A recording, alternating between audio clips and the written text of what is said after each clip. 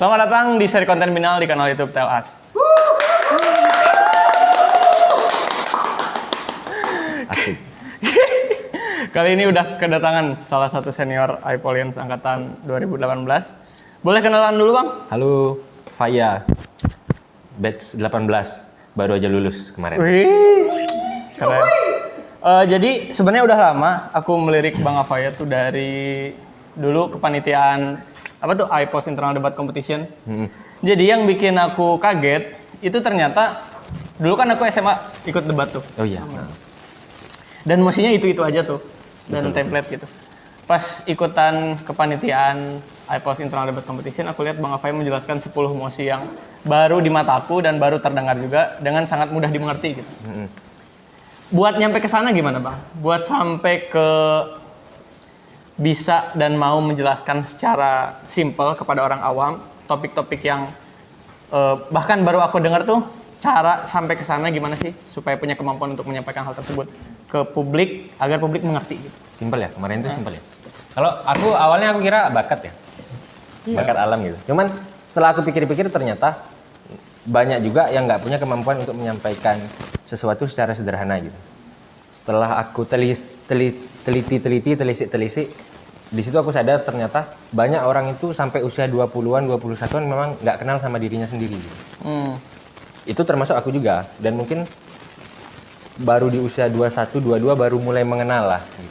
Ternyata setelah aku telisik, kenapa kemudian mencintai banyak mosi debat, kemudian menikmati ketika orang pusing kok kita malah menikmati dan excited melihat mosi-mosi tersebut dan bisa menyampaikannya mungkin dengan cukup sederhana dan mudah dimengerti.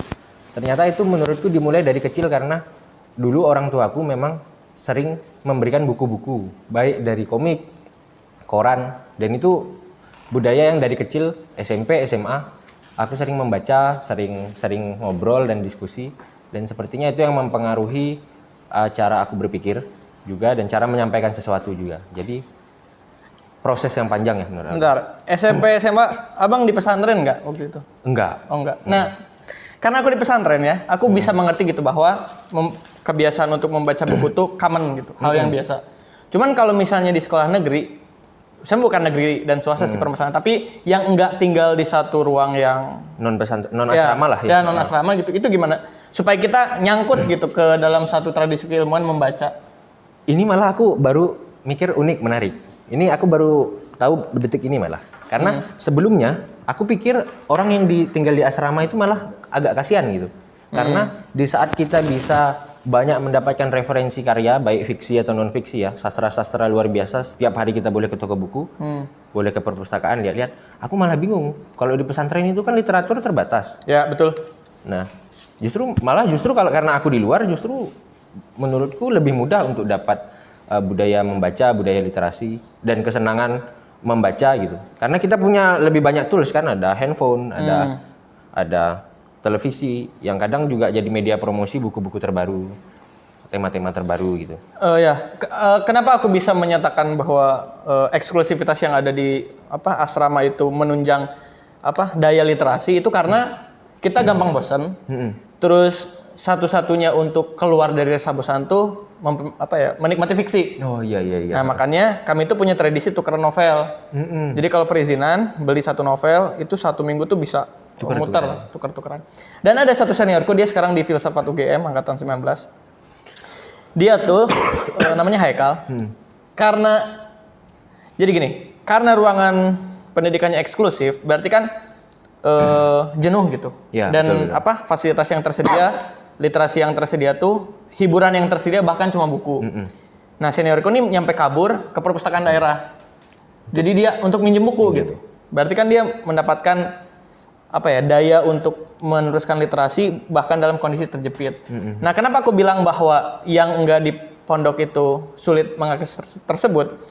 Karena dari fungsi yang tersedia kayak handphone, laptop tuh aku rasa ya enggak fully implemented untuk hal-hal positif gitu. Iya betul. Nah, makanya aku penasaran gimana caranya Abang bisa nemu bahwa ternyata handphone ini bisa dimanfaatkan untuk pendidikan. Ternyata warnet ini bisa digunakan untuk akses pendidikan. Nah, untuk nyangkut ke tradisi keilmuan tersebut, kira-kira keresahan di belakangnya apa tuh?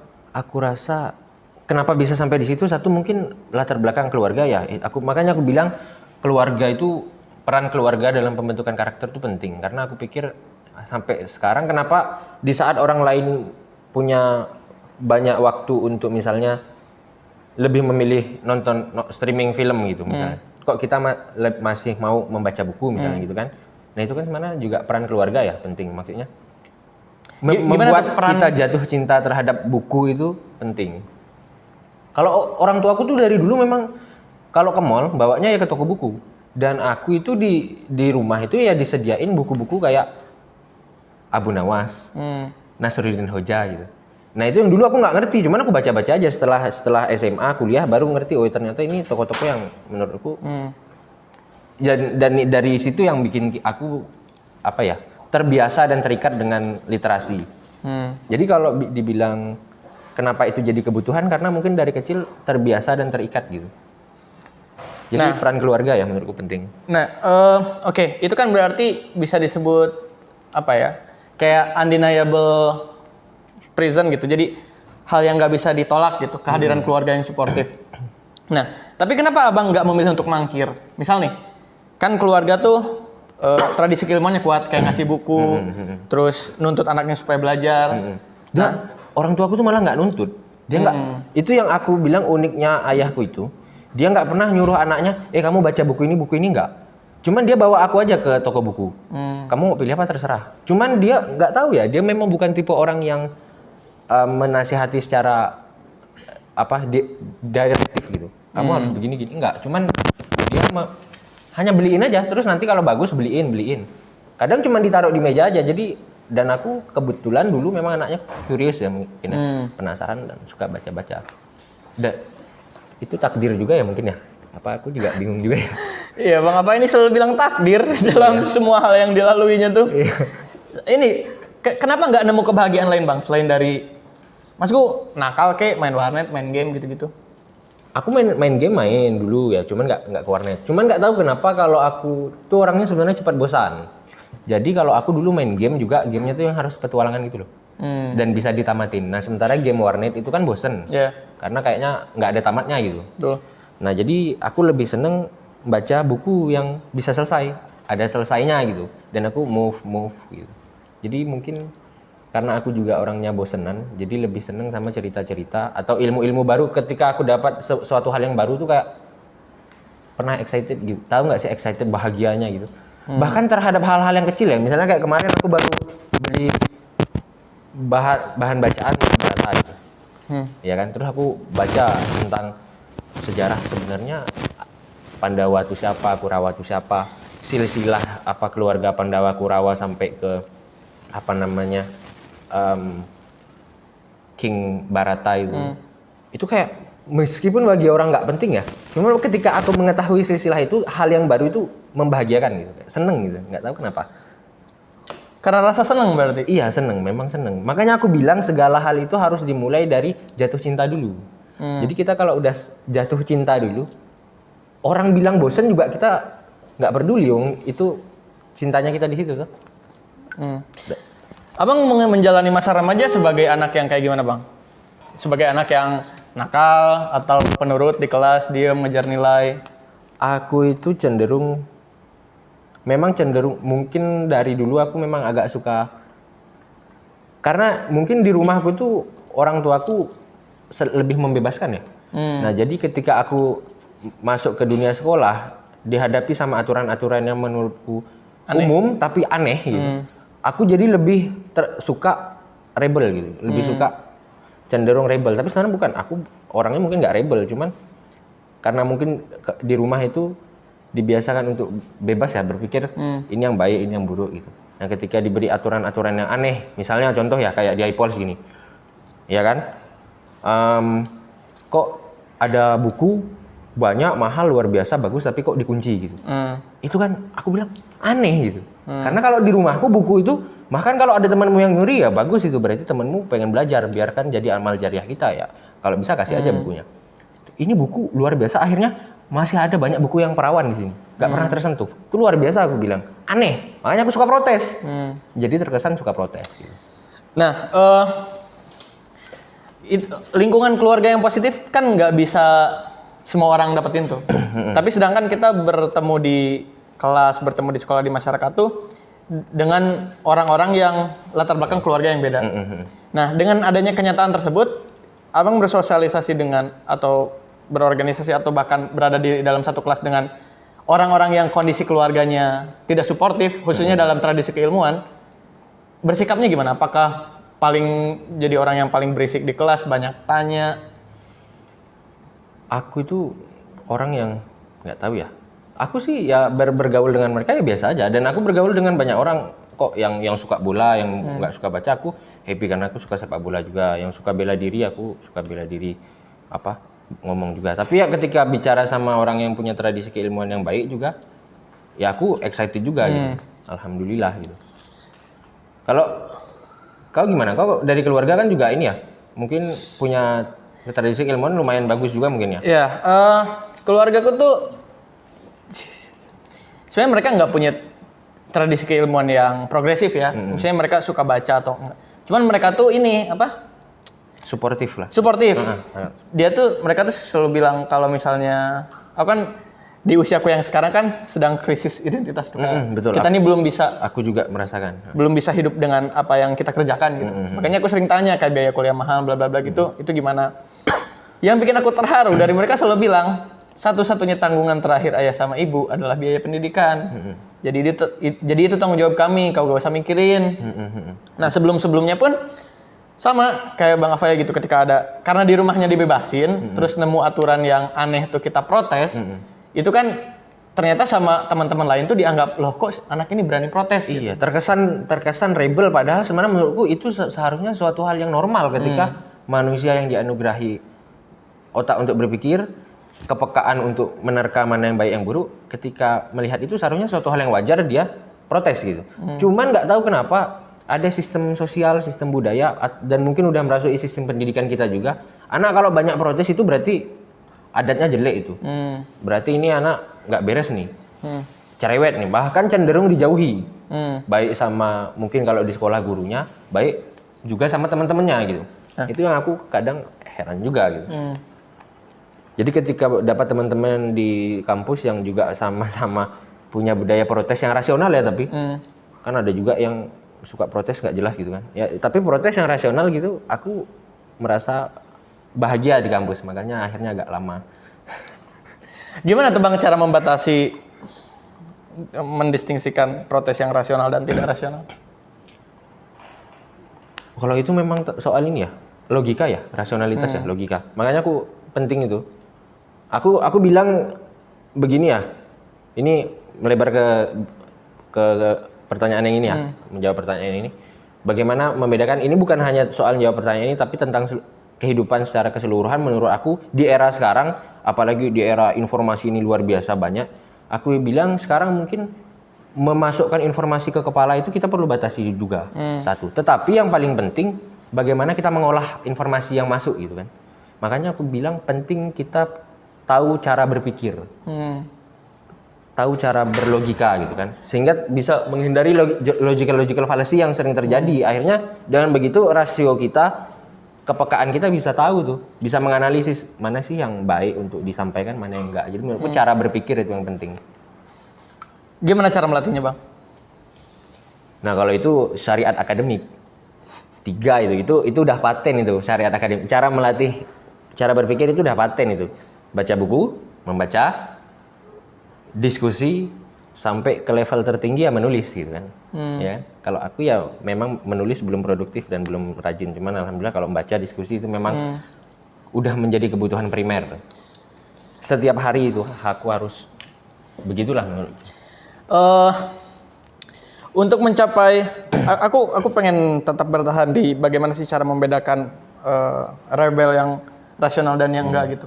Kita perlu kayak ada apa ya istilahnya, sistem KKM gitu gak, bahwa untuk sampai kepada rebellion yang rasional itu perlu ada batasan gitu, perlu ada standarisasi siapa yang berhak ngomong dan bagaimana cara mereka ngomong. Itu perlu nggak diatur atau bahkan sebebas-bebasnya terus biarkan publik yang menilai bahwa ini rebellion yang positif, yang rasional dan ini yang tidak rasional. Aku rasa kalau soal ini memang ada beberapa hal yang perlu distandarisasi ya. Cuman kalau soal ini aku pikir ya dilepaskan kepada publik ya kepada dinamika yang berkembang aja. Mungkin hari ini ada hal-hal yang kontekstual untuk diperdebatkan. Mungkin suatu tema itu hari ini kontekstual tapi besok nggak kontekstual gitu kan. Jadi menurutku nggak perlulah ada pembatasan seperti itu. Dikembalikan aja ke publik dan dinamika masyarakat yang ada. Ya. Boleh kita lebih santuy nggak nih? Boleh, ini santai. Ini ya. Oh, nggak terlalu tegang ya, ini asik ya Mas ya. Iya, aku nggak mau bikin yang kutanya nggak nyaman. Sama ini, aku kan mantau juga IG-nya Bang Fai itu. Oh iya. Sering kesana kemari nonton pagelaran seni. Nah itu buat apa sih Bang? Ini mungkin keluarga juga satu. Karena dari orang tua, terutama ayahku itu memang suka hal-hal yang berbau. Aku dari kecil itu ayahku banyak koleksi hal-hal ya kayak batu cincin, mando banyak. Mando itu apa? Mando itu alat apa? Kalau di sini keris. Ya. Alat senjata tradisional dan itu dia koleksi banyak dengan ukiran yang macam-macam dan pengrajin itu dari aku kecil suka main ke rumah bikinin dengan cara yang unik itu, cara ngukir yang unik itu yang hanya ada di sana gitu. Jadi pengrajin sering jadi ya hal-hal seperti itu kayaknya terekam dari alam bawah sadar melihat orang tua aja. Suka tanaman dia. Suka tanaman-tanaman makanya aku juga lebih suka tanaman. Macam-macam tanaman herbal, tanaman itu aku suka. Ya, aku rasa melihat dan kemudian bagi aku sekarang menurutku manusia ya, khususnya kalau kita fakultas hukum tuh menurutku dua yang penting. Akalnya, logiknya dan juga perasaannya kan, kepekaan kan. Untuk melatih baik logika maupun kepekaan itu ya kalau logika ya kita menggunakan instrumen-instrumen baca buku, diskusi ya kan. Tapi kalau kepekaan itu kan nggak bisa kita dapatkan dari situ. Ya kepekaan itu biasanya kita dapatkan dari keindahan-keindahan itu, salah satunya melalui karya seni itu kan. Jadi aku sambil melatih kepekaan itu dan banyak dapat inspirasi juga, termasuk skripsiku itu inspirasinya karena aku sering main ke pameran loh. NFT itu, non fungible token kan. Itu kan produk seni ya, awalnya memang umumnya produk seni kan, NFT itu. Waktu aku main-main terus ini kayaknya menarik nih aspek legalnya. Akhirnya tulislah skripsi itu dan mengantarkan aku tepat kemarin ujian itu ya tema itu. Oke, tadi Abang kan bilang bahwa 3 syarat akademis. Kalau syariah akademis. Kalau kata Prof Hamid Fahmi Zarkasi ya, itu aku kutip dari dia. Iya, dari Gontor itu ya. 3 syariat akademik ya itu. Dan aku yakini betul itu. Aku yakin betul dan aku setuju sama dia. Berarti untuk sampai ke level mahasiswa ideal, 3 level itu harus ditempuh. Aku bilang wajib, mutlak itu, nggak bisa ditawar. Apalagi dalam konteks melatih intelektualitas ya. Meskipun di sisi lain kepekaan, intuisi juga harus dilatih. Oke. Aku kan sering nemu teman-teman yang lompat gitu Bang. Jadi aku nggak mendiskreditkan teman-teman ini ya. Maksudnya gini, kita kadang pagi sampai sore itu, Ini kok penonton bayarannya serius bener ya wajahnya? Ya nggak tahu mereka. Tapi ya nggak apa. Aku tuh gini, bahkan ada beberapa temanku misal dari pagi sampai sore mereka kuat ngomongin politik, kuat ngomongin filsafat, kuat ngomongin ilmu hukum tata negara bla bla.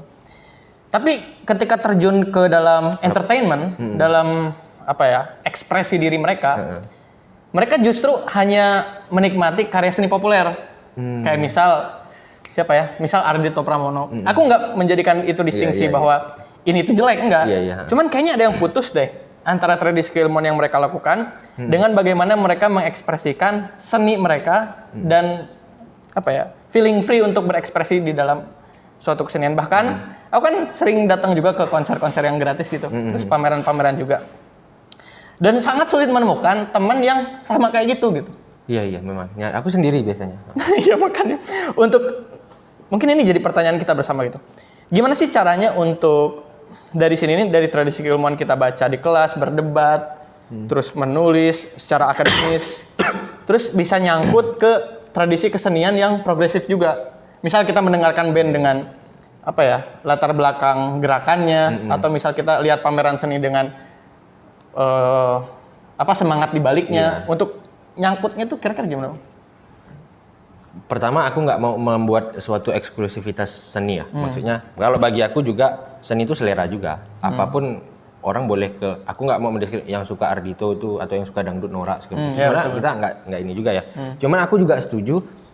Penting seni itu kalau bagi aku sebagai alat perjuangan, sehingga aku rasa level intelektualitas itu bakal mempengaruhi apa ya?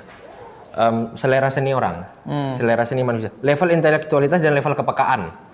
Jadi bukan cuma kecerdasan tapi kepekaan. Ketika orang itu punya kepekaan, mendengar lagu Efek Rumah Kaca itu pasti lebih berarti daripada orang yang acuh tak acuh. Ya dong, ya kan? Ketika orang punya kepekaan, dia mendengar lagu Payung Teduh pasti lebih Tergugah gitu. tergugah. Karena selain liriknya oke, mungkin history di balik lagu itu, latar belakang di balik lagu itu, atau enggak latar belakang dari musisinya itu bisa mempengaruhi mereka gitu kan. Seperti John Lennon, Queen, itu kan luar biasa ya. Bukan hanya lagunya ya, tapi kepribadian daripada seniman-senimannya itu ya luar biasa juga. Jadi menurutku itu selera, tetapi selera aku yakin juga dipengaruhi level intelektualitas dan juga level kepekaan. Dan aku tuh nggak mau malu-malu mengatakan kalau kita itu intelektual gitu. Kan banyak orang tuh yang sungkan-sungkan kan ketika mengakui, kok ini orang pede benar ngaku dirinya intelektual. Loh iya kita di perguruan tinggi 4 tahun 5 tahun disikat belajar tiap hari, diskusi tiap hari, kita harus tampil sebagai intelektual gitu. Karena memang kita yang jadi harapan orang-orang, yang aku bilang kalau kita di sini yang ke perguruan tinggi cuma 8,5% ya kan dari seluruh penduduk. Dan kita yang diharapkan untuk menawarkan inovasi-inovasi, untuk menawarkan solusi-solusi dari problem yang ada, ya kita harus tampil sebagai sosok aku loh yang bisa untuk merubah ini gitu. Yang akan punya peran besar gitu. Jadi kita harus sadar posisi gitu. Sorry. Ketika kita punya kesadaran pemosisian bahwa kita punya privilege sebagai mahasiswa gitu. Dan kalau misalnya kita coba studi kasus, kalau misalnya ternyata kondisi pendidikan yang kita geluti ini tidak ideal, katakanlah kurikulumnya hancur, sistem pendidikannya tidak jelas, cara kita untuk tetap terkoneksi dengan bahwa kita ini tetap orang yang punya privilege dan punya tanggung jawab untuk belajar. Dan terlepas sistemnya jelek, terlepas sistemnya tidak ideal, itu apakah kita tetap harus berada dalam sini dan penuh tanggung jawab, atau kita udah gak jelas mangkir aja dah. Ya kalau itu sebenarnya lebih kepada pilihan ya. Tapi ya makanya aku bilang tetap harus punya kesadaran. Meskipun dalam sistem pendidikan terburuk pun ya tetap harus punya kesadaran untuk berkontribusi gitu. Walaupun makanya aku bilang penting untuk berpikir sehingga kita nggak didikte sama sistem pendidikan yang buruk. Karena kan banyak begini ya. Sistem pendidikan yang buruk itu mendikte kepribadian dan cara kita berpikir. Kan itu yang kadang membuat kita juga ikut menjadi pribadi yang buruk karena didikte oleh kualitas pendidikan yang buruk. Padahal kan kita punya pilihan untuk keluar dari sistem kurikulum pendidikan itu. Misalnya ya kayak di Fakultas Hukum, kita cuman diajarin segelintir lah masalah-masalah hukum. Ya dasar-dasarnya, tetapi di dalam dunia praktik ada banyak elemen-elemen yang nggak diajarin di kelas. Kan kita bisa memilih untuk keluar dari sistem kurikulum itu dan belajar secara mandiri kan gitu. Nah, aku pikir itu pilihan.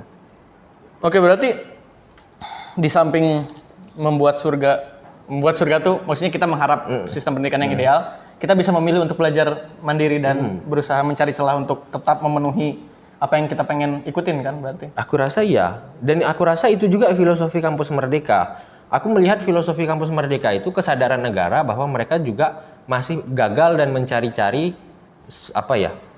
sistem dan struktur kurikulum yang ideal. Aku rasa itu bentuk pengakuan negara bahwa mereka masih gagal untuk mencari itu sehingga mereka memberikan kebebasan kepada mahasiswa untuk berpikir dan secara mandiri mencari bagaimana nyamannya mereka belajar, bagaimana nyamannya mereka mengembangkan diri. Aku pikir itu salah satu filosofi Kampus Merdeka seperti itu menurutku. Ya, dan terkait kurikulum Merdeka, aku pernah, abang tahu Kania Cita Irlani?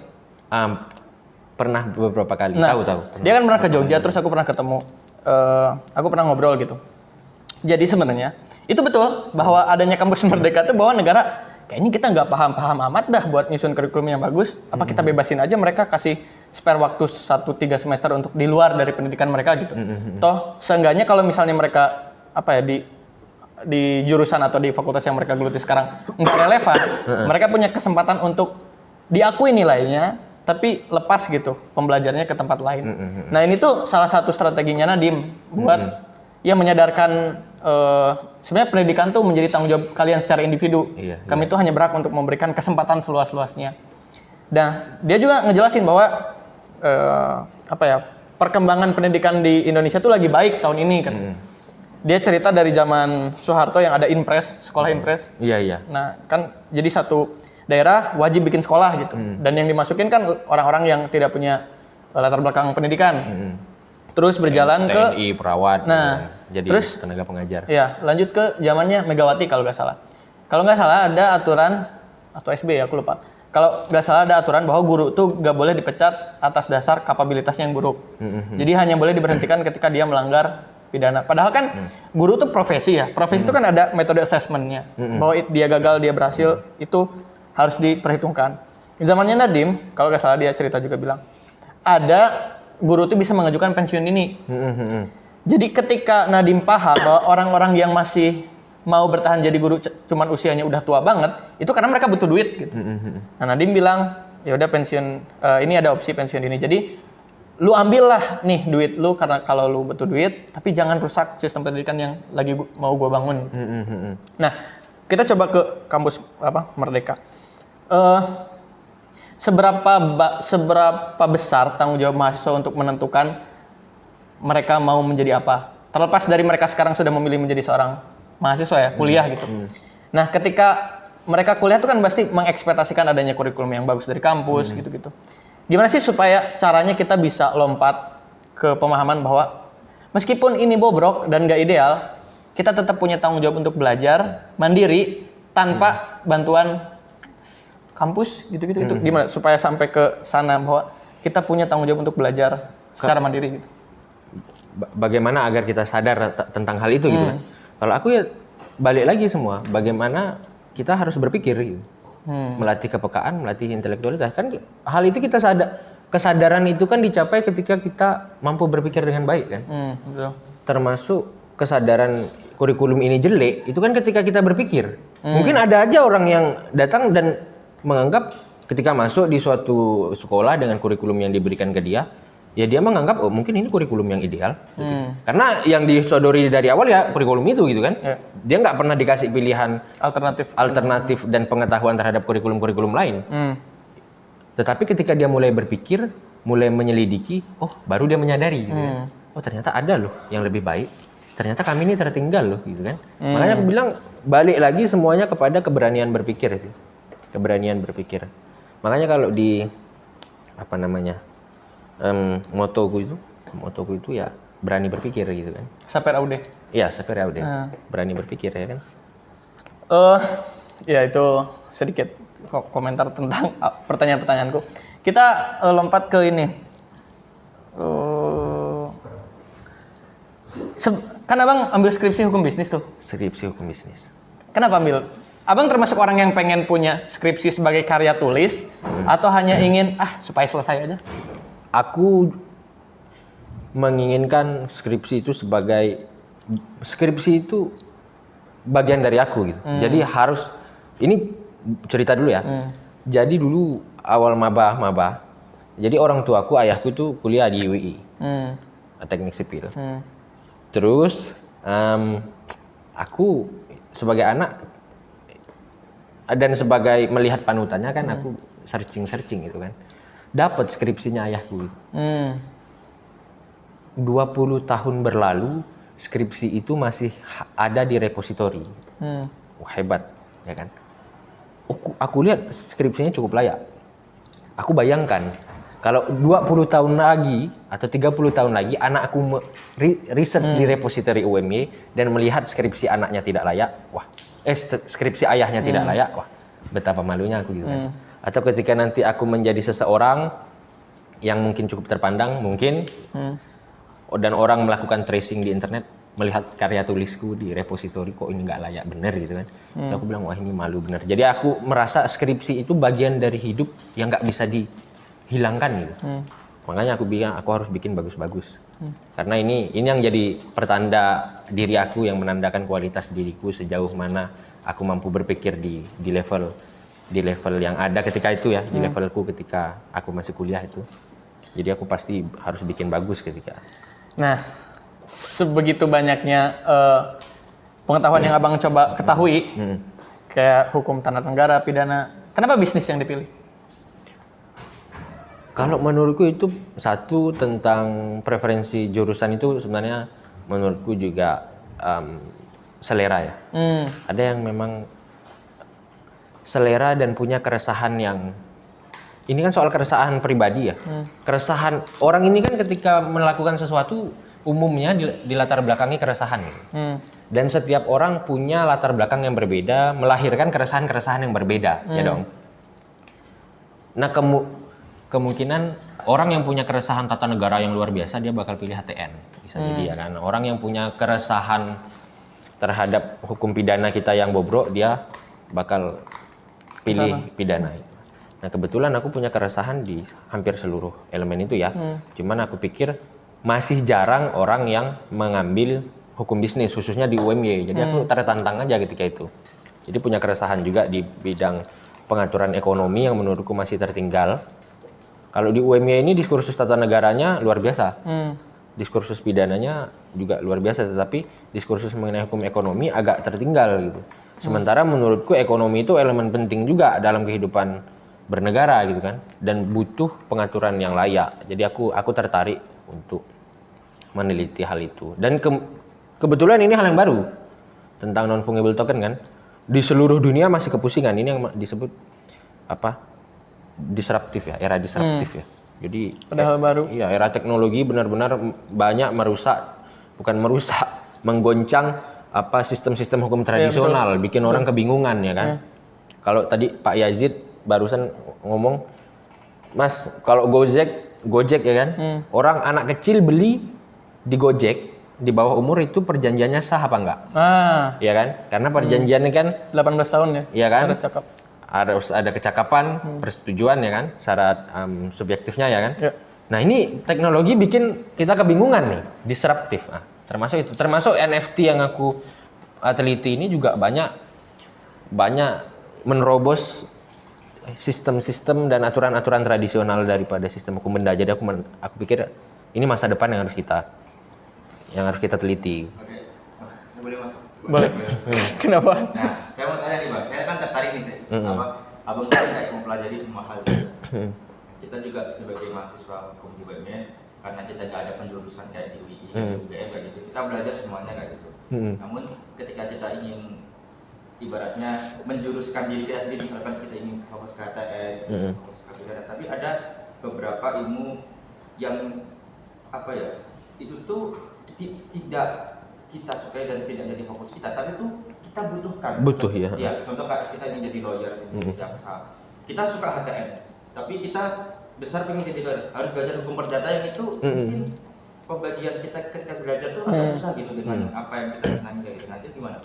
Kalau itu makanya manusia tuh, kalau aku ya menurutku ya, manusia kan harus tahu kapasitas dirinya, harus mampu menerobos batas, tapi juga harus tahu kelemahan-kelemahan yang dia punya. Makanya ada konsep paling kuno dan paling sederhana di dunia ini, namanya kolaborasi ya kan.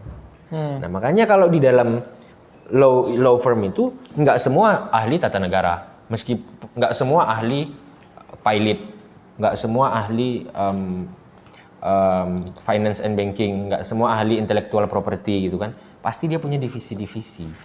Makanya aku bilang ketika kita mau bekerja nanti, aku pikir penting kolaborasi dan mengetahui bahwa kita punya keterbatasan, nggak bisa nyikat semuanya. Dan bahkan ketika menurutku level yang makin tinggi itu kan level yang mengerucut, ya kan? Level keilmuan itu mengerucut. Jadi dia harus punya spesialisasi kalau zaman sekarang. Dokter gigi ya kan, dokter jantung ya kan. Kalau operasi, kemarin ibu operasi, mereka ngerjain case itu bareng. Jadi ada dokter anestesinya, ada dokter bedahnya, ada dokter tulangnya karena operasi tulang. Ngerjain satu case ada 5 sampai 6 dokter dengan kualifikasi berbeda. Makanya aku bilang penting kolaborasi, termasuk mahasiswa profesional di bidang hukum. Kolaborasi penting. Lintas jurusan penting juga dengan akuntan, dengan ekonom kan kalau hukum bisnis ya kan. Ya. Terakhir nih Bang pertanyaanku. Kita kan selalu punya imajinasi tentang pemerintahan yang baik gitulah. Selalu punya imajinasi tentang how this country should run gitu. Gimana sih suatu sistem itu atau suatu negara itu harus berjalan. Negara utopianya lah, idealnya. Ya, idealnya gitu. Nah, untuk sampai ke sana kan kita tuh bahkan kenapa dinamain utopia ya karena nggak pernah sampai kan. Iya. Nah, untuk tetap punya semangat memperbaiki dan untuk tetap punya semangat untuk perjalanan menuju ke sana, itu aku pengen formulasikan dalam satu pertanyaan. Sebenarnya sebesar apa dan seluas apa tanggung jawab kita nih sebagai anak hukum untuk belajar dan sebenarnya tujuannya nih kemana sih? Kalau kita belajarnya benar, itu goals-nya apa sih? Apa yang bakal tercipta dari hal itu? Peran kita terhadap, kalau aku menangkap pertanyaannya, peran kita terhadap kemajuan bangsa dan negara gitu. Kalau aku mengatakan sangat vital, bahkan aku berani bicara mahasiswa Fakultas Hukum itu punya peran yang paling vital di antara mahasiswa-mahasiswa yang lain. Bukan sangat vital lagi ya, tapi paling vital karena aku banyak belajar ya dari negara-negara yang seperti begini-begini. Hong Kong, Singapura dulu itu negara yang tertinggalnya sama seperti Ini kita. cabut nih ininya. Apa kabelnya cabut? Ya, iya. gimana Bang? Paling vital. Ya, intinya begini, peran regulator itu penting ya kan. Kenapa aku bilang mahasiswa Fakultas Hukum itu punya peran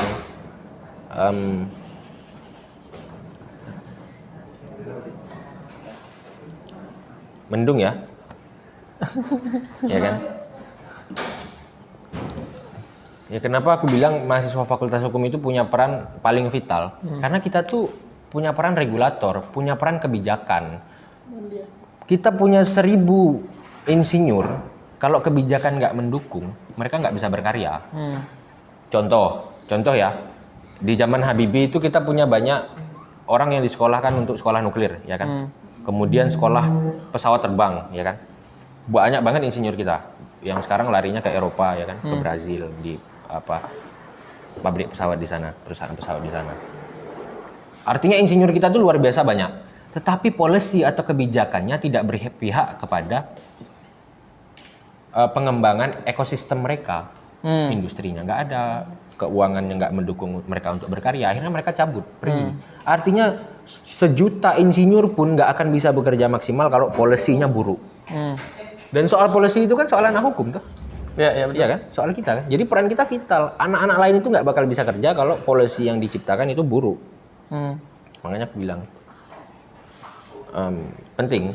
Hong Kong, Singapura maju dari meninggalkan jurang kemiskinan ya karena awalnya mereka lakukan reformasi di bidang kebijakan kan, di bidang hukum. Jadi kelas Bang? Kelas belum ada ini ya, belum ada info. Aku boleh telepon Bapak dulu nggak? Iya, telepon aja dulu. Bapak apa? Pak ini. Nggak apa-apa sambil direkam aja. Masuk teman-teman. Sabar ya, Bapak belum ada kabar soal ini kelas. Cowok tuh masuk ke ganti.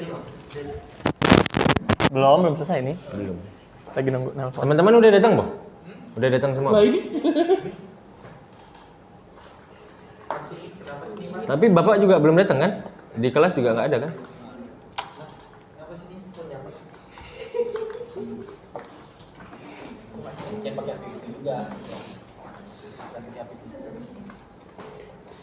Pak Najib.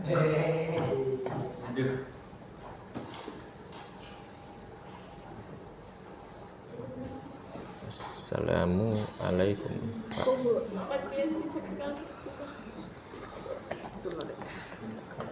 Mendung banget ini. Udah kayak jam 5.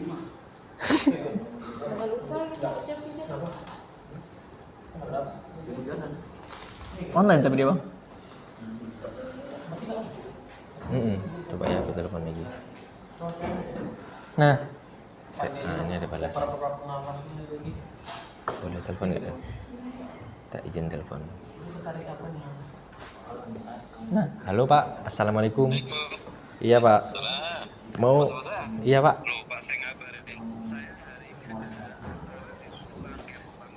Oh iya, yang nggih Pak. Oh iya nggih Pak. Hari ini kosong ya? Kosong ya Pak ya?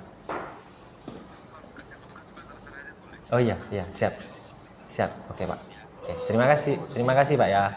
Yuk mari Pak. Apa katanya bang? Kosong guys. Aku tuh nanya dari jam 9 guys tuh. Dari jam 9 nanya. Belum dibalas. Kau senang itu. Boleh bantu ini? Share di grup. Hari ini libur ya guys gitu. Sorry ya teman-teman. Nggak apa-apa. Enggak, tapi Bapak bilang kelasnya kosong. Tapi kalau Masnya mau ada kelas ya terserah. Teman-teman mau ada kelas nggak gitu? Saya mau. Sampai diskusi aja di sini. Diskusi aja. Agar supaya kita tak selesai. Tapi masuk presensi nggak? Tapi maksudnya gini, kelas kalau mau kelas jangan hari ini, aku siap-siap dulu mau materi apa gitu. Ya terserah. Teman-teman juga kalau kan ini Bapak suka sibuk ya. Kan tadi aku bilang kan ke ini. Hujan. Nah kalau teman-teman butuh kira-kira tambahan materi, ya nggak masalah, kita adakan kelas diskusi untuk materi hukum acara pidana dan perdata gitu. Kapan jadwalnya? Nah, itu kita boleh diskusikan aja kapan gitu. Tapi hari ini libur ya? Fix ya? Ini sorry ya, karena aku kan dari tadi ada yang nanya kan, si Rian nanya, Dita nanya, Diah nanya, siapa lagi nanya, banyak yang nanya. Nggak sabaran. Iya kan?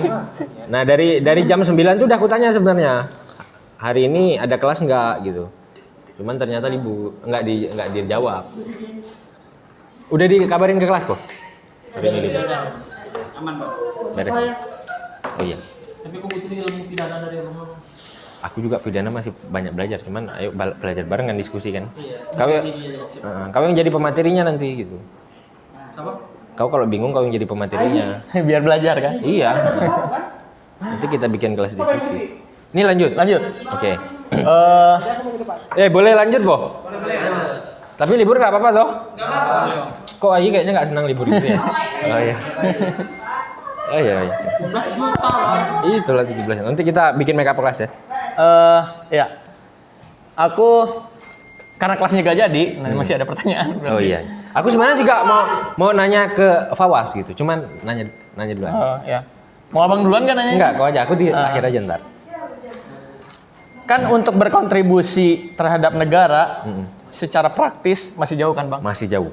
Nah, untuk Aku nggak bisa jawab juga karena apa kontribusiku juga gitu kan ya. Maksudku gini, untuk merawat semangat itu, untuk merawat semangat untuk memperbaiki, untuk merawat semangat untuk menciptakan sistem yang ideal, menciptakan tadilah jangan sampai ada kasus kayak 1 juta insinyur gak bisa bergerak karena regulasinya buruk. Nah, kita nih sebagai mahasiswa nih yang masih dalam lingkup kampus, apa yang bisa kita lakukan untuk merawat semangat itu sehingga kalau nanti udah terjun, itu kita seakan-akan pernah, oh dulu gua di kampus ngebenerin ini nih, oh dulu aku di kampus bikin ini nih gitu. Ini tuh salah satu step, salah satu tahapan yang nantinya ketika kita udah berkontribusi aktif secara praktis gitu, itu bisa jadi rekam jejak yang baik. Nah, gimana sih untuk merawat harapan kita bakal ngerubah negara untuk menjadi lebih baik? Nah, prakteknya kita sekarang caranya gimana? Menurut aku ya, sebenarnya menurut aku kalau untuk berkontribusi kita nggak tahu ya. Kita juga belum berkontribusi. Tapi bagi aku diskusi semacam ini, termasuk misalnya kita teman-teman meluangkan waktu untuk berdiskusi, membahas isu-isu tata negara, isu-isu bisnis, menurutku itu udah bentuk kecil daripada kontribusi kita terhadap negara. Itu ya kan. Dan bagaimana untuk merawat itu? Menurutku yaitu kolektivitas. Bagaimana kita berkumpul menciptakan ekosistem, menciptakan lingkungan untuk bisa terus melakukan hal-hal baik itu kan. Terus diskusi, terus belajar. Merawat semangat itu kan begitu. Diskusi, belajar, membaca ya kan. dan dijalankan dengan komunitas yang dengan komunitas, dengan kelompok, dengan komunitas itu kolektif, nggak bisa kerja sendiri. Makanya aku bilang kolaborasi itu penting. Makanya aku tuh sangat mendorong ya kolaborasi, kajian-kajian, diskusi-diskusi interdisipliner ya. Itu menurutku penting, ya kan? Anak hukum sama anak kelautan, anak hukum sama anak HI, anak hukum sama anak sipil. Karena dengan itu juga kita bisa memahami ya, ketika bikin kebijakan kan, misalnya ya tadi ya, orang-orang di bidang teknik misalnya, peneliti-peneliti lah kayak peneliti-peneliti di BRIN itu yang baru digabungin ini kan banyak yang protes lah, banyak keluhan-keluhan itu menurutku karena pemangku kebijakannya tidak memahami apa sih keinginan daripada orang di lapangan ini, yang mana insinyur-insinyur ini ya, artinya kan ada ketidaksinkronan antara pembuat kebijakan tadi dengan yang terjun di sana langsung. Kondisi di lapangan dengan insinyur-insinyur itu akhirnya menurutku butuh dialog interdisipliner itu penting dan harus dimulai sejak lingkungan mahasiswa kita ini menurutku. Apa bang mungkinnya apa? Kalau kau bagaimana? Kau bisa banyak benar tanya, pertanyaannya bisa muncul banyak gitu. Itu apa yang melatar belakangi itu? Apa ya? Apakah keresahan atau apa? Kok bisa selalu ada pertanyaan? Ini kan podcast sudah berapa series gitu kan? Itu gimana? Dan apa sih yang melatar belakangi podcast ini gitu? Udah ada yang pernah nanya belum? Nggak ada.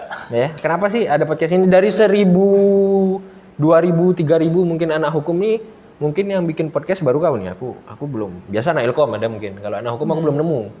Apa yang melatar belakangi? Aku pengen ngebuktiin bahwa podcast itu gampang. Iya ya. Satu itu.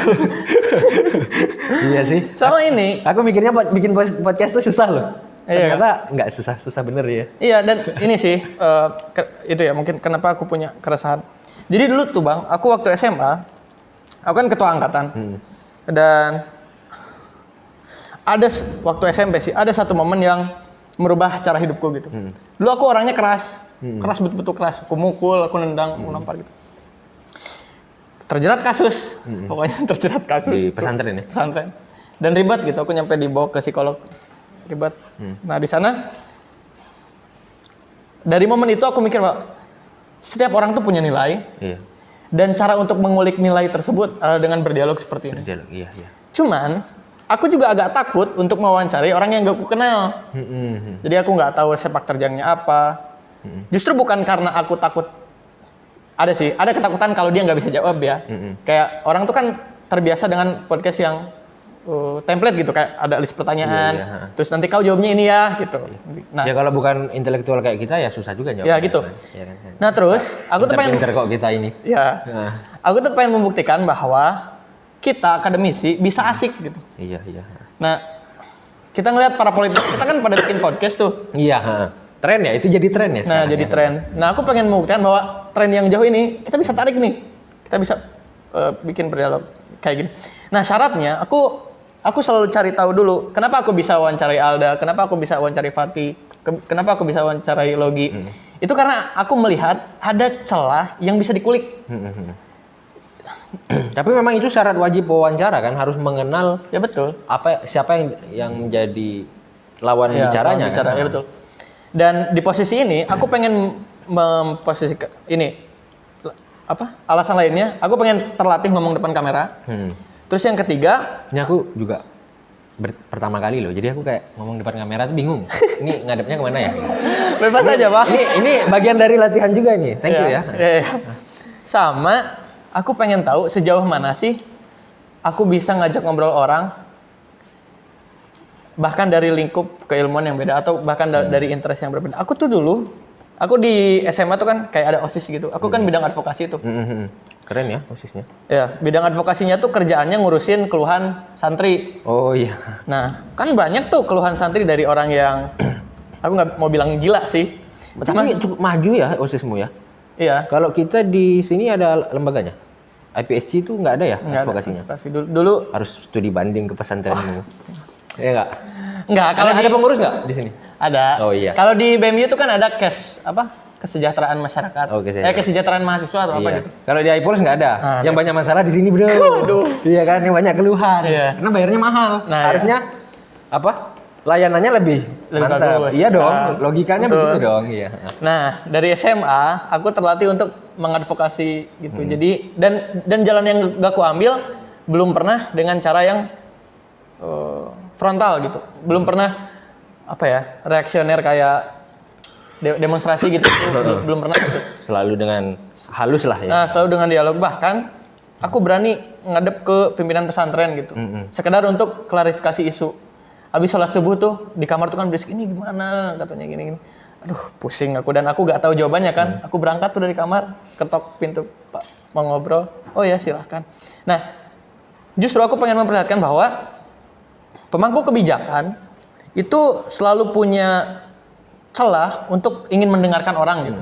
Nah, makanya waktu ketika aku di SMA, aku mengadvokasi itu banyak gitu. Antara santri dengan ustadz, antara senior dengan junior, antara sebaya, antara angkatanku dengan junior, antara angkatanku dengan senior. Banyak lah gitu permasalahan yang berusaha aku selesaikan. Terus yang aku lihat, ternyata kunci dari semua perdamaian itu adalah dialog gitu. Dan aku mikirnya gini ya, orang yang pernah nyantri itu orang yang jago menghindari konflik. Karena kan kalau dalam istilah perang yang sesungguhnya adalah ketika gencatan senjata. Iya, betul. Nah, di pondok itu kan 24/7 tuh kita tinggal di sana. Kalau kita arogan, kalau kita Nggak pandai membawa diri ya. nggak pandai membawa diri, nggak tenang hidup tuh, serius. Wah, Gila sendiri ya. gila sendiri. Nah, terus itu ya, Ke podcastnya. nah, ke podcastnya kenapa aku bikin kayak gini? Aku pengen mengamplifikasi orang yang punya nilai. Sekarang kalau misalnya kita lihat, Aku mendengarnya tersanjung. Wah. Logi juga pasti. Karena udah masuk ke sini kan. Ya. aku tipe orang tuh gini, banyak orang yang bagus tapi tidak teramplifikasi. Banyak orang yang punya nilai, punya misi, punya cita-cita, tapi enggan dan bingung cara mengamplifikasinya gimana. Makanya aku selalu melihat Alda nih. Alda waktu dia jadi badis kan, itu nilai lebih loh. Orang nggak tahu loh jadi badis kayak gimana. Aku wawancara dia. Terus Logi, dia pernah di forum anak waktu SMA. Itu hal yang aneh gitu menurutku. Ada orang waktu SMA punya keresahan terhadap masyarakat sekitar. Betul. Aku wawancara. Nah, ini agak agak terlalu agak terlalu memuji-muji alasannya. Dan sebenarnya salah satu alasanku tuh, kalau lihat di bio IG ku ya, spread sincerity everywhere. Itu artinya kita harus menyebarkan kebaikan dimanapun.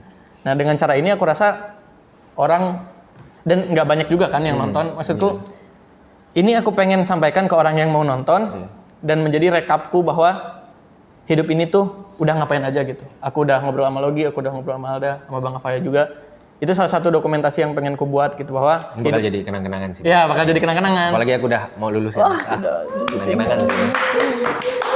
Gitu sih. Ada yang mau terakhir disampaikan nggak Bang buat siapa teman-teman mahasiswa, adik-adik? Kalau aku semangat terus. Ya kalau aku terakhir tetap semangat menjaga keresahan. Penting. Keresahan itu pasti lahir dari kepekaan dan pikirannya. Makanya harus melatih pikiran, melatih kepekaan agar kita terus resahin. Karena aku yakin podcast ini lahir dari keresahan-keresahan ya kan. Kita juga banyak kerja-kerja di komunitas segala macam, luncurin banyak program segala macam, berangkat dari keresahan-keresahan itu kan. Jadi aku bilang rawat terus keresahan-keresahan itu, dan ini keren sih karena inovatif. Pertama di iPulse dan aku rasa di FH ya. Ini untuk mengakomodir keresahan teman-teman, aku rasa asik. Ya. Mohon doanya Bang supaya dapat berlanjut. Siap. Ini aku Udah ya, thank you udah nonton. you, teman-teman. Dan Thank you, kalau punya pertanyaan boleh dilontarkan ke Instagramnya Bang Afaya. Oke, di sini Nah, Afaya Ruza. Ini kalau mau nanya ke aku atau mau diskusi bisa gampang. Meskipun nggak bayar di Afaya Ruza. Nah, pertanyaannya kalau di sini bukunya nggak bisa diambil dan kita bayar, itu keluhannya kemana gitu. Nah, itu ya kita nanti cari mungkin di sini. Ya, nanti belum ada posko pengaduan. PSG ya. Dadah teman-teman. Terima kasih.